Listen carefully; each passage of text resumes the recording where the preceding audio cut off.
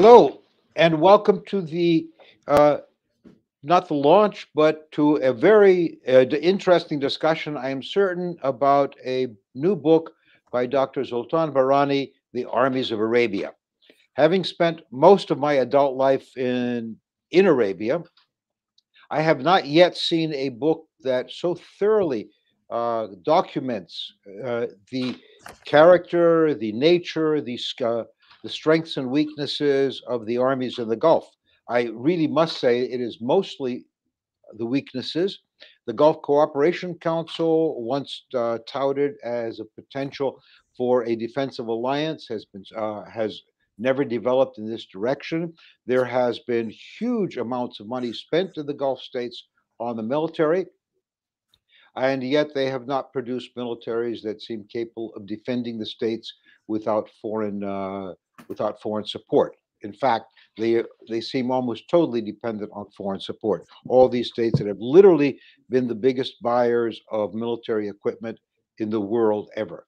The book itself is detailed, it's thorough, but quite readable. I If you are the least bit interested in military affairs or the politics of the Gulf and of the Middle East in general, the politics, the society, and the security issues of the Gulf, this is the book to read. Uh, a brief introduction about Dr. Zoltan Barany. He is currently, uh, I'm sorry, I missed this exactly, Centennial Professor of Government, the University of Texas, Senior Associate of the Arleigh Burke Center at Center for Strategy International Studies in Washington, D.C. I won't go very much into his biography. It is long, and it would be taking up most of the time if I just even read the number of his works and the publications in which he has appeared. So I would like to start off by recounting an incident in my during my career that I think has a great deal to do with setting the stage for Dr. Barany. 1982, I was the chargé d'affaires in Abu Dhabi, and Dr. Zbigniew Brzezinski, who had been the national security advisor to Jimmy Carter, visited Abu Dhabi, and I hosted a large lunch for what was essentially the political elite of all of the Emirates. At the end of lunch, Dr. Brzezinski stood and made roughly uh, a statement that disturbed the lunch. He said, "I'm a historian. I'm fascinated by the smaller states of the Gulf. In history, there is no historical precedence for small, very wealthy states living amidst more powerful predatory neighbors ever having survived.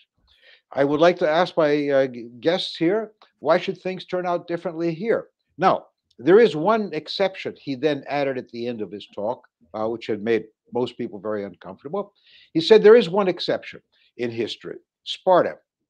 Sparta was a small population uh, dominating a large area, which was the richest agricultural area in ancient Greece, and they managed to dominate by turning themselves into a barrack state. The entire state turned into an army." So, on that note, I'd like to ask Dr. Barany to take us through his book and the lessons learned. Well, first of all, thank you, Ambassador Theros. I really appreciate the opportunity to talk about the book. That's every author's, especially academic author's, dream, since usually academic books don't do too well in the bookstore. So let me just spend the next 10 or 12 minutes taking people through the book. So my ambition was to write the first comprehensive analysis of the GCC armed forces and military politics. And the central research question was something that you already referred to, is how can we account for the Gulf military's ineffectiveness despite their privileged material endowments? And so I argue that this question is really explained by a combination of political, structural, and sociocultural variables. I don't want to be too academic here. The book is written in a very accessible language. But let me just run through some of these variables that I think explain the question. So first is the political variables are that these are not national armies, but armies of the ruling families. And from this, it follows that the main function of these armies is not the defense of the nation, but ultimately the protection of the monarchical regimes from their domestic challengers. The second is that the structural properties of the absolute monarchy impose limitations on military politics, creating another reason for the ineffectiveness of the Gulf armies. Most importantly, perhaps, these armies are hampered by despotism, meaning that a single person often makes key decisions unfettered by elite involvement. And they are also damaged by nepotism and tribalism, which directly contradict the fundamental pillar of effective armies, which is meritocracy. The third is the creation of rival military institutions to balance the regular armed forces in order to preserve their rule and to ensure that potential coups would be prevented or defeated.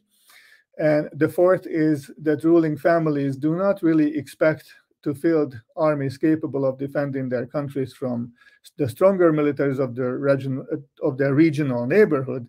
Instead, they hope that the armed forces can hold off a potential invading force and put up some resistance to prevent the regime's collapse. And then the American and or British forces who are the real defenders of the monarchies of Arabia would come and save them.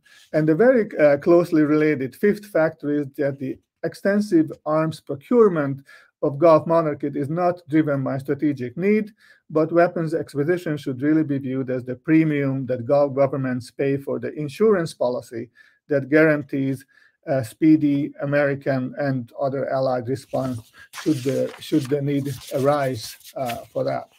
So some of the sociocultural variables that I do a great deal to explore in the book is that the ineffectiveness is somewhat explained by societal preference for conformity and obedience, which is basically there is very little incentive for critical thinking. And in fact, there are all kinds of inducement to not to think independently. For instance, Gulf officers are not used to critically evaluate alternative scenarios. They tend to perform poorly in settings that require personal initiative or present unanticipated situation.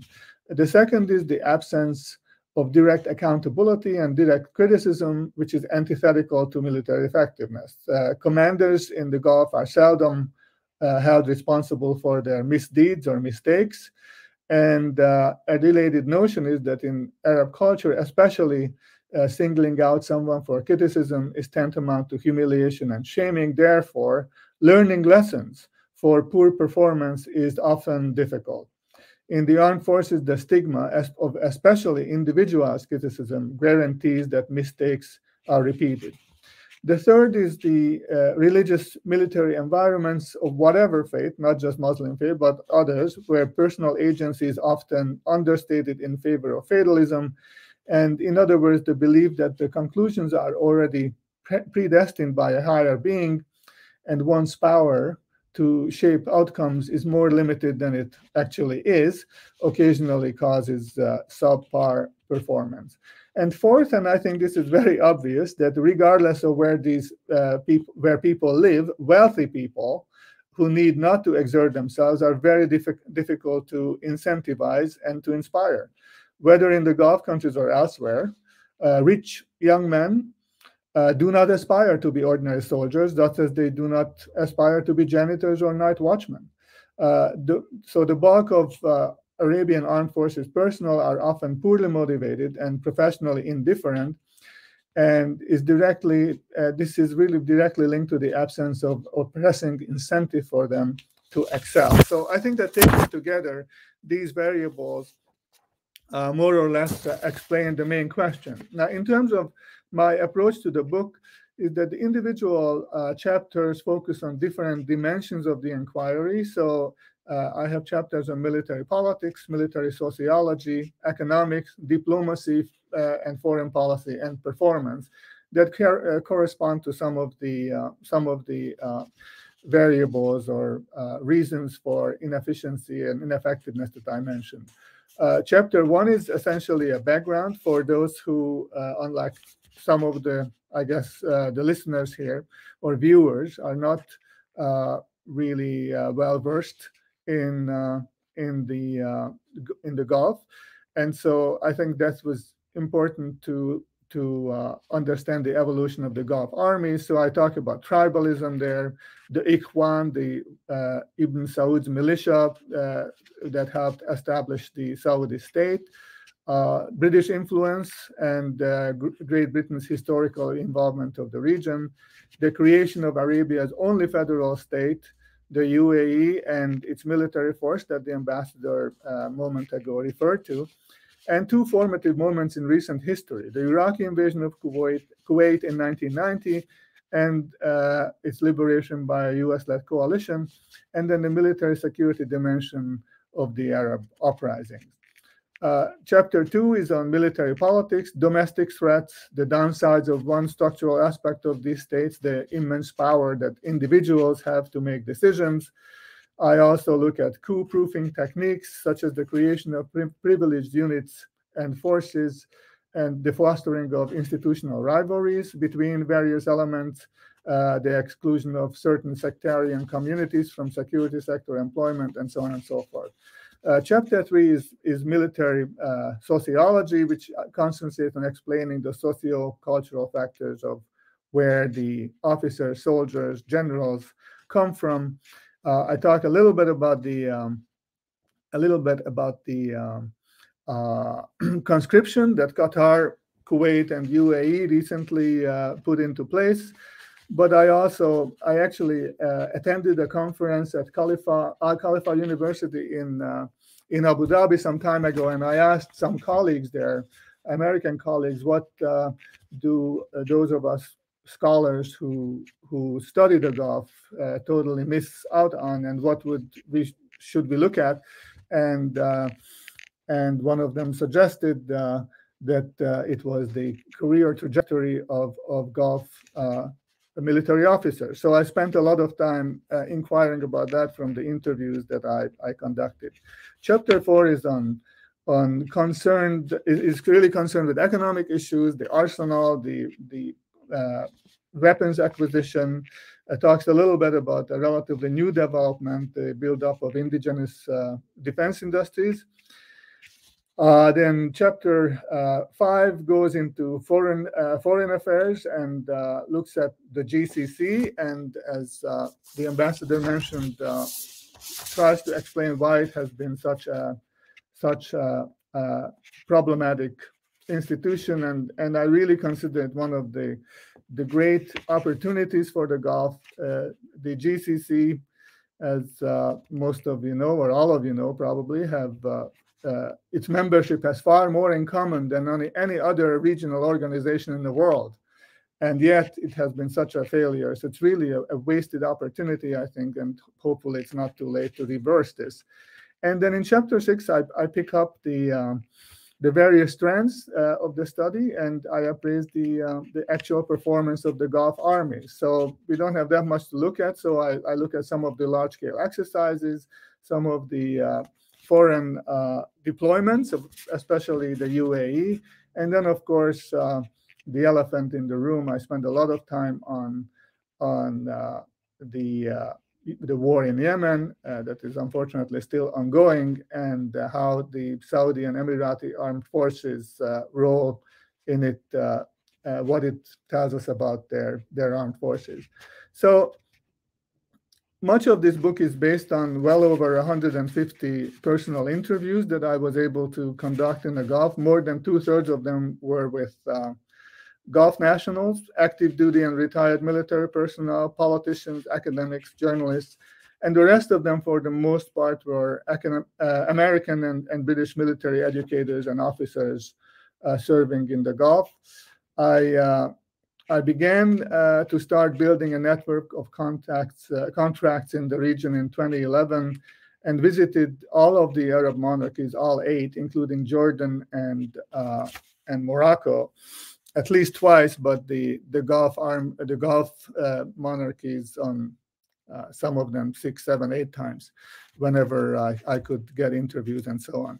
The primary chronological focus of this book is the decade of the Arabs since the Arab Spring. So basically 2010, 2011 to 2021. In January, when I submitted the manuscript to Oxford University Press, just as Saudi Arabia, Bahrain, and the UAE and Egypt ended the blockade of Qatar. So I'm ready for your questions now. Not so much a question, but I really would like to tell you, I'm full of anecdotes. Having spent, as I say, my entire adult life east of Suez, I have collected lots of anecdotes. And one anecdote this is one anecdote from multiple sources from military people in the Gulf. Over and over again, we, the American diplomats, were supposed to sell the GCC on the concept of turning the GCC into some sort of Middle East NATO. And we never got anywhere. And in the course of my conversations, I got the same response from military officers throughout the GCC. They told me the U.S. efforts will fail because the U.S. insists that any sort of NATO alliance include Saudi Arabia, but that it will not include the United States as a formal member of the alliance. And the response from all of these, the officers from the small countries, was that that is the kiss of death. We do not want to be 5 very small countries in an alliance dominated by one very large one with whom our relations are frequently a bit dodgy. And we need the United States in as a full member of the alliance, and hopefully Britain and France as well. So this then leads me to the observation that I've had for a long time, is perhaps the presence of Saudi Arabia in the GCC has been part of the reason that it has never managed to coalesce around security. Your thoughts? Oh, I think you're absolutely right. I cannot but think back of my earlier life when I studied East European armies and the Warsaw Pact. And you see basically a bit of a parallel there with the Soviet Union that entirely dominated proceedings there. Both the political and the military leadership of the Warsaw Pact was the Soviet Union, and all the directions came from Moscow. And so in the Gulf, especially the countries, well, as you would know better than I, in the 70s, 80s, and early 90s, Kuwait had more of an independent foreign policy. We're not too happy about the Saudi strong arming. And then more recently, Qatar, but even the UAE is not too pleased with, although they are more diplomatic about it than Qatar has been in the last decade. So I think that one of the this is really the tragedy of this region, because on their own, they don't really have, none of these countries have any army that their regional nemesis, Iran, would have to lose sleep over, unfortunately. And if they only could make, for instance, the Peninsula Shield into a reasonably effective military force, which they have actually the numbers. If you combine all the numbers, they actually have, of course, a tremendous arsenal. But because of petty jealousies, of misunderstandings, and really, I think across the board, the other 5 outside of Saudi Arabia have not been good diplomatically to sort of play ball with the Saudis, which I totally understand. And of course, on the Saudi side, we have missed a historical personality like Zayed was in the UAE, who managed to bring even the poorest emirates into the fold, managed to make compromises and give up some of the advantages that his own emirate had.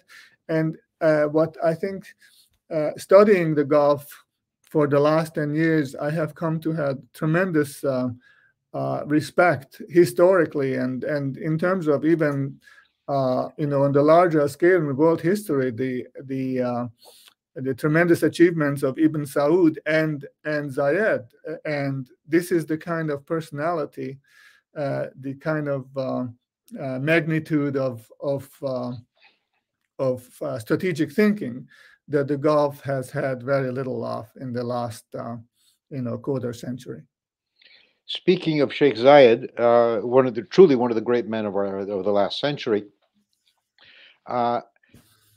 During my time in the Emirates, one theme that popped up in conversations was that Zayed's dream, his vision, was to extend the Emirates all the way up the Gulf, to include Bahrain and Qatar, and perhaps in the future even Kuwait in the UAE, the United Arab Federation, United Arab Emirates, and that in large part this was stymied by Saudi diplomacy, who were determined to prevent Qatar and Bahrain from joining, which of course those two countries made it easy for the Saudis to stymie it because of their dispute over the Hawar Islands and other older animosities between the two countries.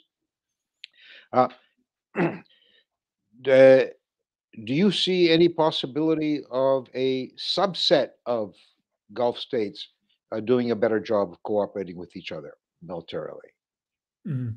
Well, I think that the lines of alliance are pretty clear, but these alliances tend to be very fluid and porous. So you could see this in the Yemen war, for instance, which to use that as one example, which initially in 2015, in the spring of 2015, when Mohammed bin Salman decided that this was a good idea, he was joined by all of the Gulf states except for Oman. Now then, which Oman traditionally, I think, had very good judgment in these matters, and hopefully this will continue after Sultan Qaboos is passing. But so Kuwait, Kuwait had the good sense also of basically a very small and perfunctory force to send, which they insisted would stay in Saudi territory. Qatar actually did send 1,000 soldiers who were quickly repatriated following their quarrel that started again with Saudi Arabia. Bahrain doesn't have really any independent foreign policy, as you know. And so the big question is how long the Saudi and Emirati alliance that we can see now is going to survive. And I'm a little bit skeptical. So when it comes to serious national interest issues, for instance, the continued Emirati participation in this suicidal war, then the Emiratis generally tend to look at their national interest and make the right decisions. As in 2019, they started to draw down their forces, even though there was both in public and especially in private a lot of arguments and disagreements between Riyadh and Abu Dhabi. So I don't see it at the present time, but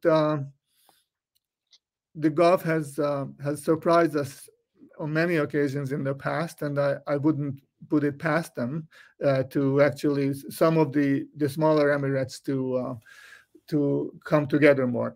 As you mentioned, Ambassador, the Bahrain and Qatar, the fact that they didn't become part of the United Arab Emirates was it was actually a pretty close call. And I think that the Emir of Qatar and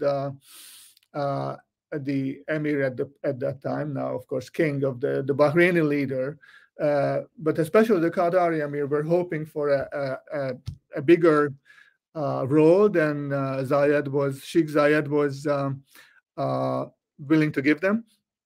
And also, I think that if I remember correctly, that the Qatar's emir was hoping that the more friendly families, the ruling family of Dubai, would take the leading role in the establishment and then the development of the federal state of the UAE. Thank you. In the course of my career, I have met a lot of officers in the Gulf states who are very much as you described them, but I've also met some others who really gave me hope of being very good professional military. One was an early chief of staff of the UAE Armed Forces, Mohammed Said al-Badi, who was the chief of staff when I was there. Mm-hmm. And this leads me into sort of a bifurcated thought. First one is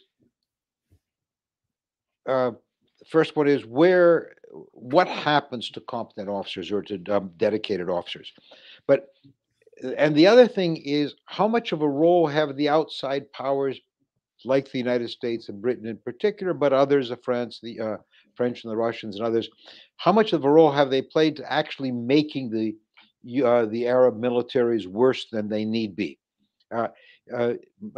General El-Badi had completed the Imperial War College in London in 1982, I believe, and I hosted a lunch for him when he came back. He was actually, the British ambassador was there as well. General Badi had graduated at the top of his class in the War College, and I asked him a generic question: what do you think of the relationship, your studies and stuff like that? And his answer was, the biggest problem is the British, French, Americans, and Russians teach us how to defend Britain, France, the US, and Russia. They don't teach us how to defend our own countries like the UAE. And he recited this thing of the bang for the buck. That was, how can the Americans get the most money out of whatever they spend? And he said, in the Gulf, it's the opposite. We have lots of bucks. How do we get the biggest bang for the bucks we spend? Mm-hmm. How do we get the biggest bang for the bucks we spend? We don't have people. We don't have industry. How can we how can we plan for our own defense? And yet, he didn't think that the Americans or the Russians or the British or anybody else ever really helped them plan for their own defense. Mm-hmm. Well, excellent question. So, what happens to the dedicated officers? And so,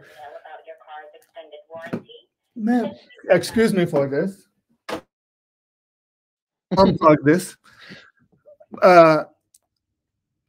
In terms of what happens to dedicated officers, this is a very good point. Actually, there are, as you say, some tremendous officers, and I have also had the good fortune of interviewing them and spending time with them.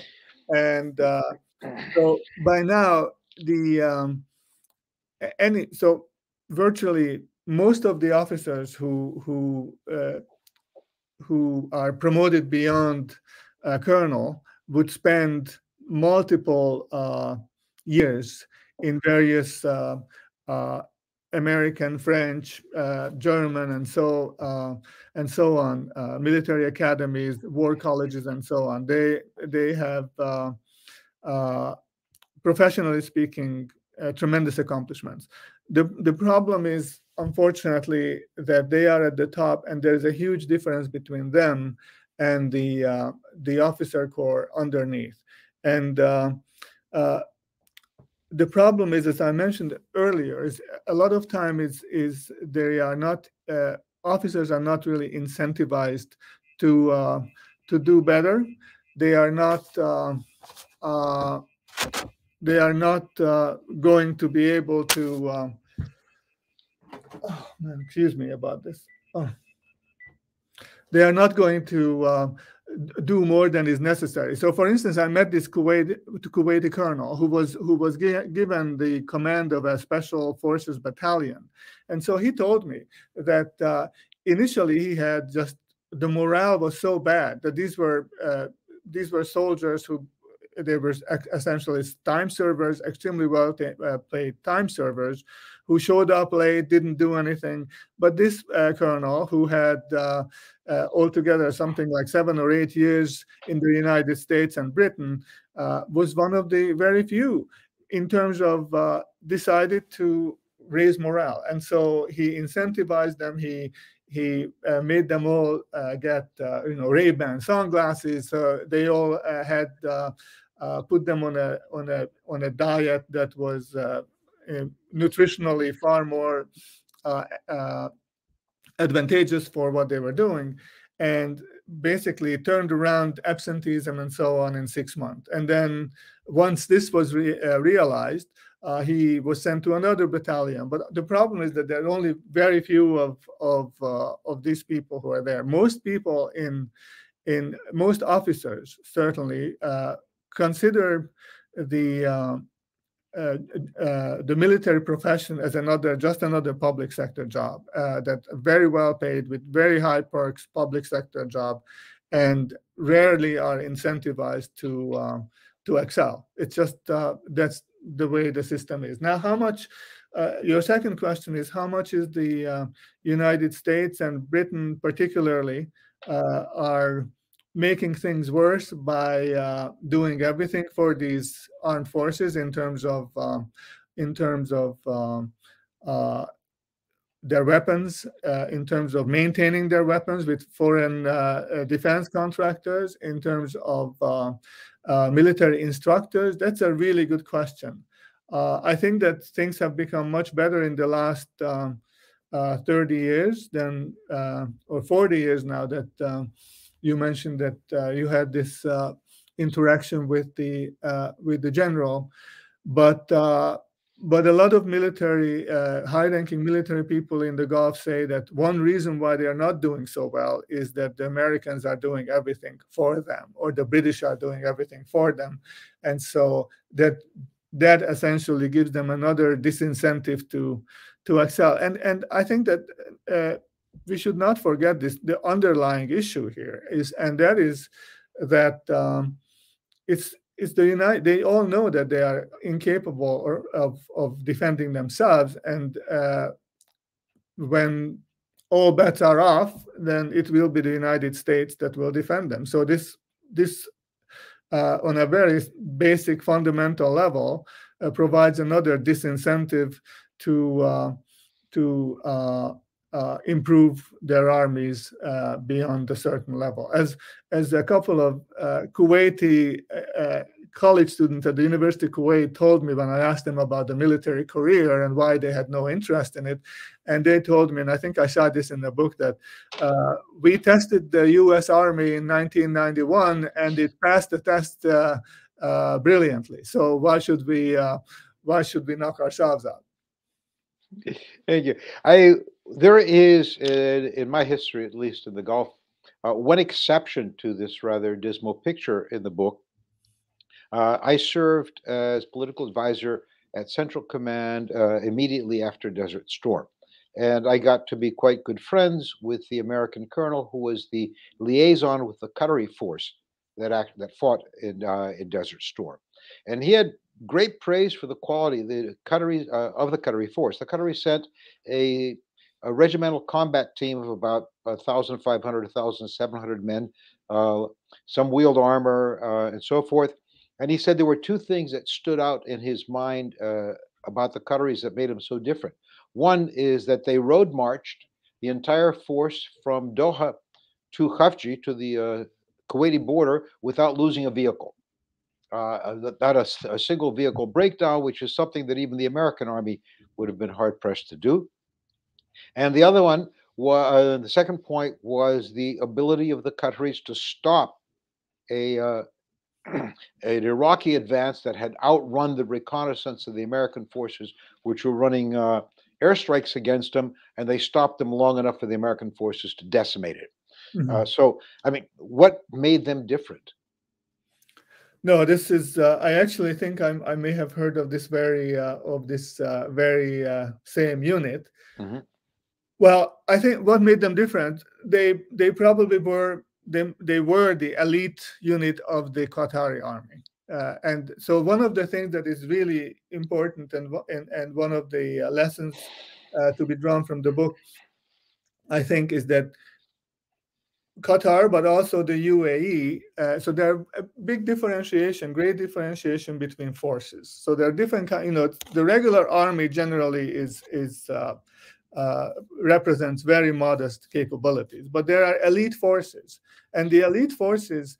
So there are a much bigger difference between them, their quality, and the quality of the regular forces than you would say between the elite forces in the Israeli or American and the British army versus the regular American or British or Israeli army. So there's a huge difference between them.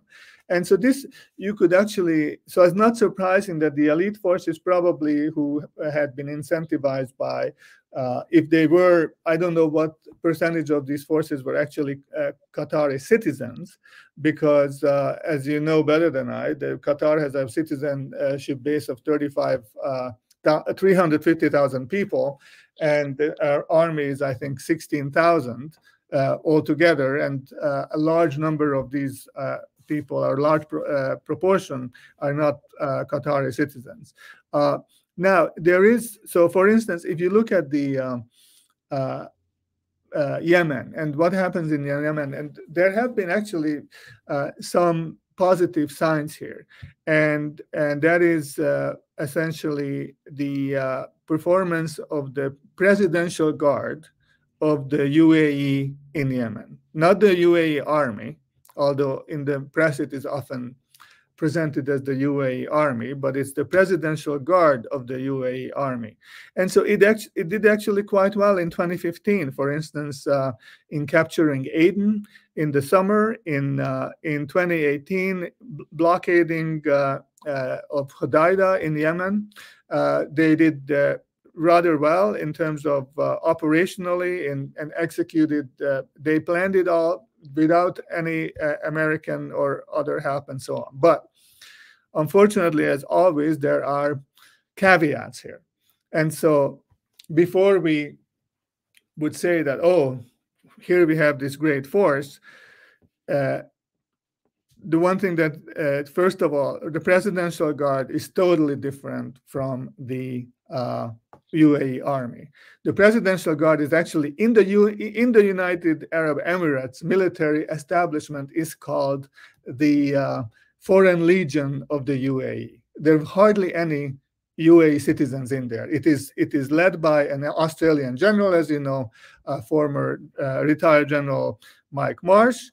And so this is one important thing. The second is that this presidential guard itself is made up of 5 components, and some of its components, such as the Special Operations Command, are far better than the mechanized brigade of the presidential guard. So it's this. We need to really distinguish between them. Thirdly, mercenaries from around the world, and not just from the Arab world, but from all over, did much of the heavy lifting, and in these operations, and took part in the most dangerous missions. The UAE, the presidential guard, also, we are very hard on the Saudis, myself included in the book, but it's important to note that the UAE forces had a much less challenging topographical area to master than the Saudis.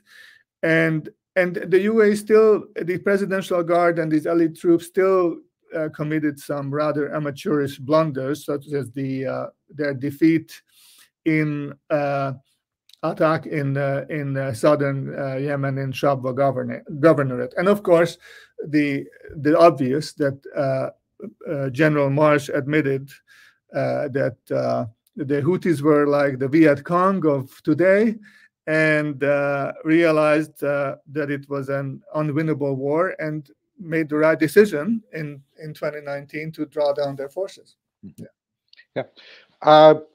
There is a very interesting question from the audience. Mr. Gulam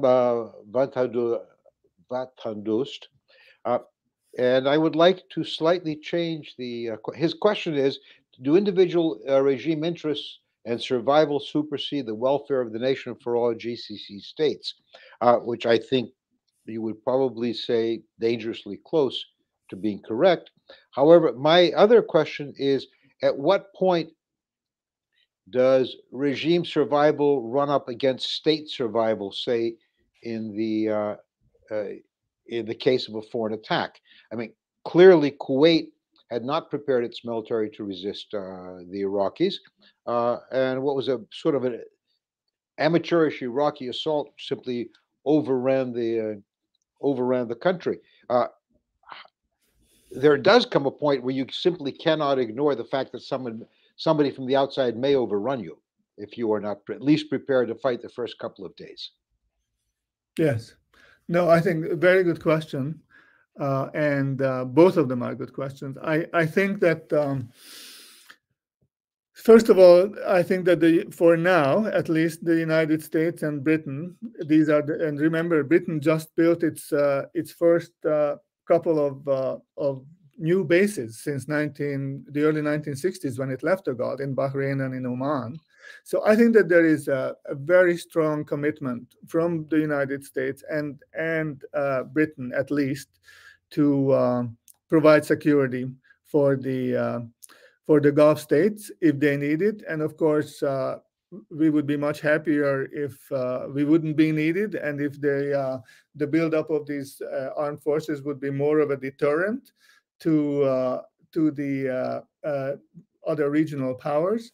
But I don't see in the near future our resolve soften on that level. Now, I consider these, and in the second chapter of the book, I talk about how these are not really nation states in a way. These are the absolute monarchies, and I call them family state. The royal families, families. Population and states, all the largesse, all the benefits, and so on, come from the royal families. There is very little agency for personalities, and so let me just mention a side little detour here. The women who were instrumental in kind of forcing the hand of the Saudi leadership to allow women to drive were brutally prosecuted later, and the leader of the small group received a 6-year sentence, was tortured and flogged, and so on and so forth. The reason I mention this is not because of the fact of the prosecution, but the reason for it. And I think that the Saudi leadership wanted the population to understand that driving for women was not a privilege. I'm sorry, it was not a right. That these women had nothing to do with it. It was from the magnanimity of the state that allowed them to this privilege, and a privilege that could be taken back, by the way. And so, for this reason, they made an example of these 6 women who were as I mentioned, jailed and so on and so forth. So I'm very skeptical about the regard that the ruling families have for their populations and the nation. And when I think that their survival as the regime, as the regime of the monarchy, is far more important to them than anything else. And I could mention a lot of examples, I think, to back this up, but I don't want to take up time. Yeah. Okay. You mentioned a little bit, you got into the fighting in Yemen and the war in Yemen. Clearly, the war has gone badly for the coalition fighting the Houthis. There have been all sorts of consequences. One of them seems to be the UAE trying to split off South Yemen from the rest of the country. But all wars, especially failed wars, are supposed to teach us lessons. Uh, do you think that particularly the Saudis and the Emirates and the others, have learned lessons? Are they absorbing them, and can they apply them to improve their performance in the future? Mhm. Yes. No, as you say, any war is full of lessons, not just for political and strategic reasons, but also for more nitty gritty military reasons. Uh, so as most of us know just a little bit about history and geography, know that Yemen is often mentioned together with Afghanistan as the graveyard of empires. And this is certainly true. I actually cite one Yemeni lawyer who says in very indelicate ways that one of the key rules of Arabia is do not mess with Yemen. And I'm using not the word that he used. And the reason for it is no good comes out of it. How much how much the Saudis have learned from it? Well, let's not forget that in 2009, 2010, they already fought a minor war against the Houthis in which they were humiliated. So I think that this is, on many different levels, has been a disastrous war, and it achieved exactly the opposite of what the Saudis wanted to achieve. So it further destabilized Yemen and further destroyed the country, which was a failed state in 2015, but now it's an utter disaster. Which we all know. I don't need to go into the plagues and the tremendous destruction of their already humble infrastructure and so on and so forth. The Houthis, who were not really close to Iran in 2015, now they are tight as can be, and both the Iranians and the Houthis are better off. It was essentially a strategic blunder that has enabled Iran to increase its clout in Saudi Arabia. The military establishment's vulnerabilities of the Saudi military establishment's vulnerabilities were further exposed. So there is even less of a worry about the Saudi army than had been in the neighborhood. I mean, than had been before, and I think that it cannot be avoided that it lowered the reputation of Saudi Arabia and its young leader.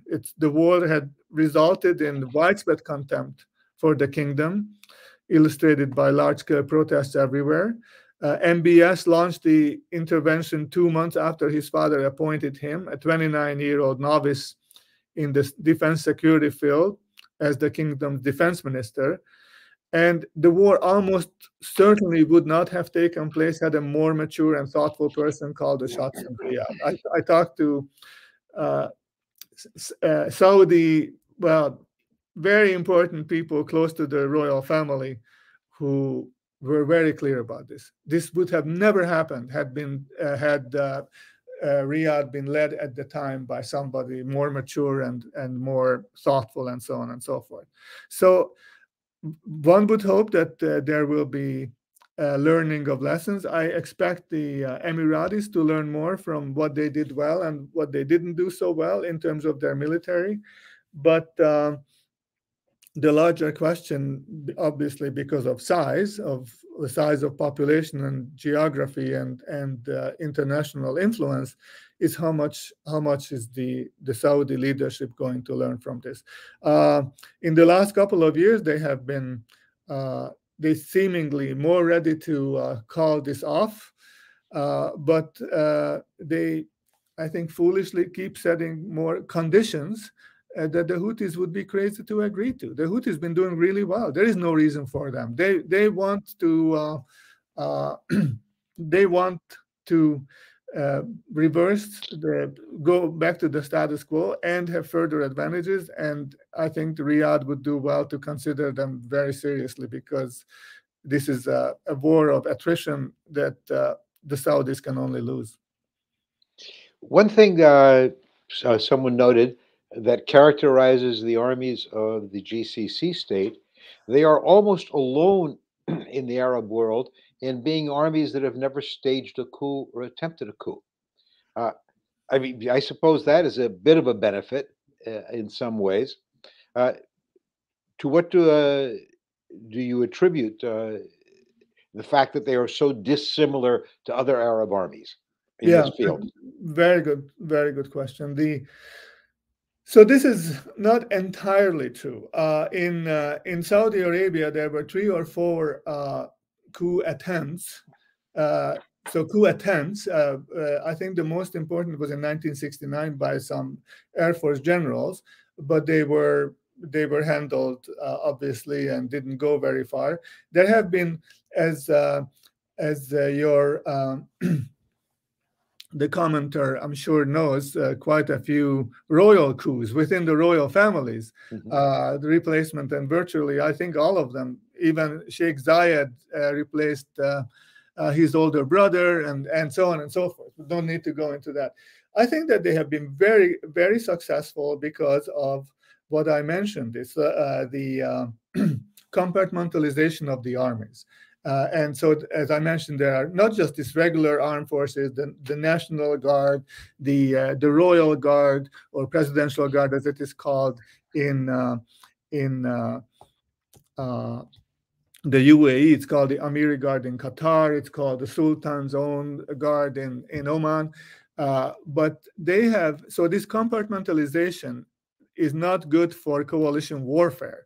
It is very good to avoid and prevent coups from taking place. And they take these things very seriously. So, for instance, if you are a commander in Saudi Arabia or the UAE, and you want to take your, let's say, brigade, so a relatively larger force, on an outing, on some sort of an exercise, you have to go through so many different channels and hoops in order to get permission, that it basically makes any coup almost impossible. I heard in Bahrain, the head of the Air Force was invited to some function at the American naval base.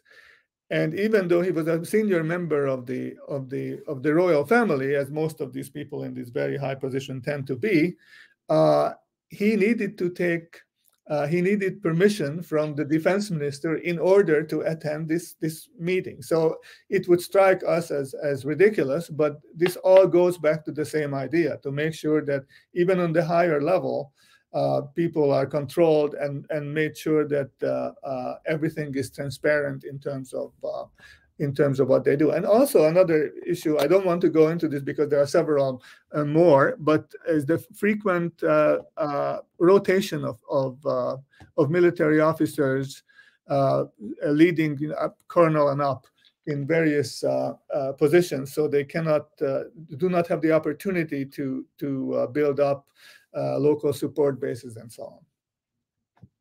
Yeah. It's all fascinating. They are different than the rest of the Arab world. Uh, Finally, one question is, we, the United States, my political masters when I was in the Foreign Service, all believe that the Gulf should develop a self defense capacity, perhaps not to defeat its enemies, but to deter and delay its enemies.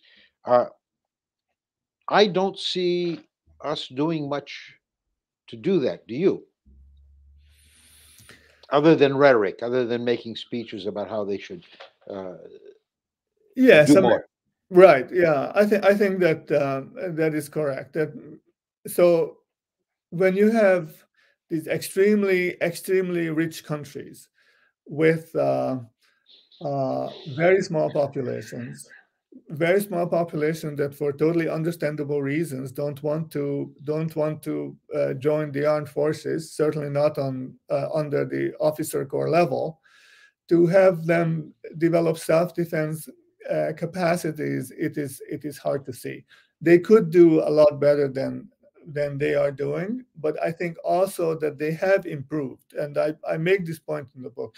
Not a great deal of improvement, but particularly in the last 15 years, and you know far more about American foreign policy to the Gulf than I do, but it was noticeable, and these people, they are very bright people, and they obviously perceived that both under President Obama and under President Trump, our commitment to the Gulf has wavered a little bit.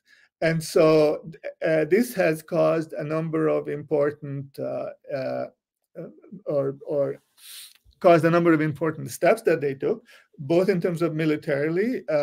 There has been some improvement, and I think that this, to some extent, a reflection of this perception of American foreign policy, but also a really important recent development, which, as you know, is the rapprochement with Israel. They are very, not all of the Gulf states, to be sure, but the UAE particularly, but all of the Gulf states had improved their relations with Israel, with the one exception of Kuwait. And I think that this will help them. And obviously, it is also a major sort of foreign policy coup for Jerusalem. Let me wrap up by asking you, Dr. Brzezinski's question. Historically, small, enormously wealthy states surrounded by larger predatory neighbors have never survived. What do you think the future of the Gulf is in the long term, at a century and there? So most of your listeners and viewers would know of this book that by the British scholar Christopher Davidson, that suggested that the Gulf states would, 10 years ago or so, that the Gulf monarchies would all be done or gone away within 5 years. I don't think that is going to happen. I think that the Gulf countries have been very good at seeking and changing if necessary, but maintaining alliances. Very good at. So, for instance, Qatar has been very able. The Qatari leaders, the emir, but also the highest echelon of the elite, very perceptive in greatly developing relationships with Turkey, for instance. The Emiratis have been good at finding sponsors elsewhere other than just the United States and Britain. Qatar is also, once the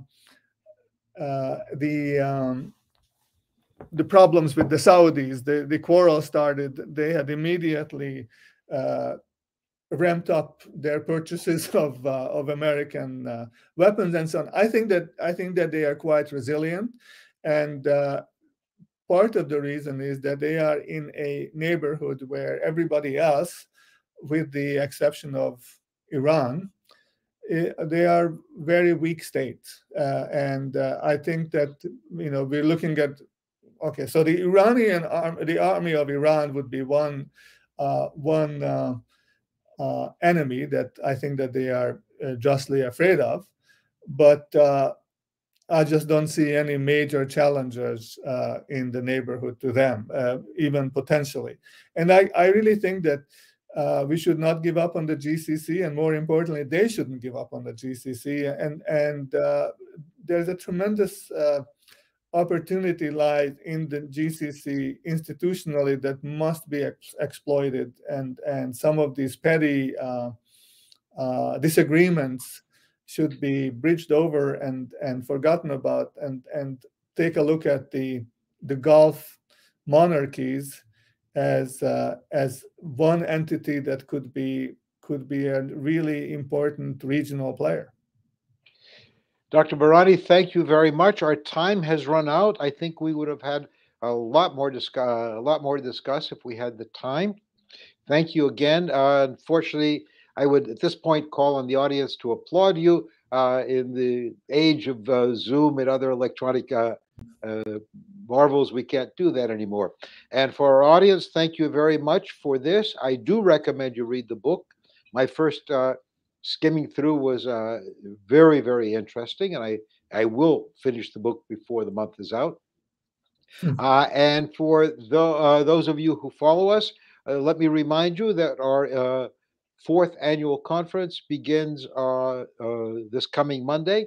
And it will be a very interesting conference centered on the fact that the GCC that we've been discussing has just had its 40th birthday. Thank you all very much. Thank you. Thank you for the Thank you. opportunity to talk about the book.